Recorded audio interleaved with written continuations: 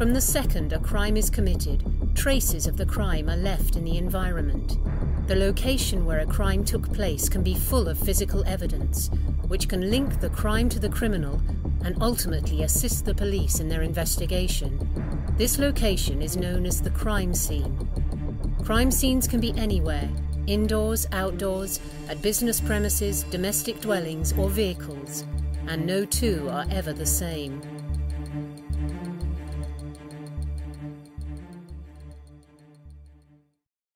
The work of a crime scene investigator, or CSI, is a key part of processing a crime and obtaining evidence. For this reason alone, the skills they need and the procedures they follow are of vital importance. Before a CSI even enters the crime scene, they need a full set of appropriate protective clothing. The full crime scene suit, sometimes called a bunny suit, consists of boot covers, gloves, a hood and a mouth guard. This clothing will protect the CSI and ensure they do not contaminate the crime scene. Crime scenes often occur outside, and a police officer is usually the first person at the scene. However, the police officer should not disturb the crime scene and should instead set up a cordon to protect the evidence contained within. When the crime scene investigator enters the crime scene, they will use the common approach path. This is the path from the edge of the cordon to the focal point of the crime scene, and in most cases, stepping plates will be used along this path to preserve the evidence. When available, these stepping plates should be used at all times. A CSI's job is to both accurately document and process the crime scene. Documenting the scene involves taking photographs of the crime scene, of exhibits, and taking notes. Documenting the crime scene will continue as they start to collect the evidence. As the crime scene is processed, the CSI has to be very conscious of environmental factors which may compromise the evidence.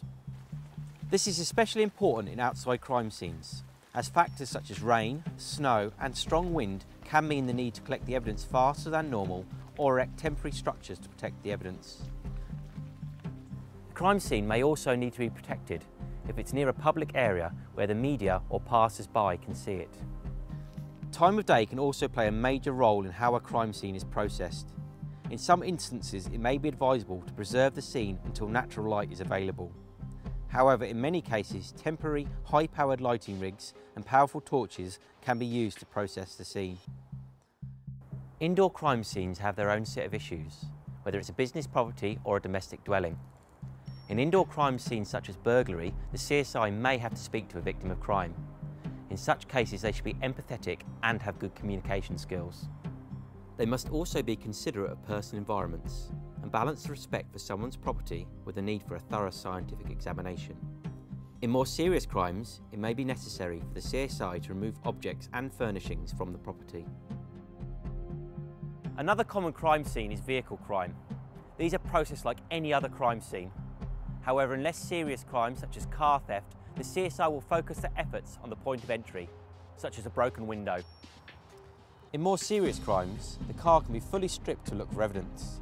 This would include lifting the carpets, taping the upholstery, and analysing the lifts for trace forensic evidence.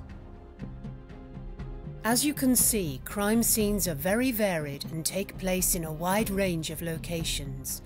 However, they do have a number of basic principles in common, including cordons, common approach paths, and the systematic recovery and collection of evidence.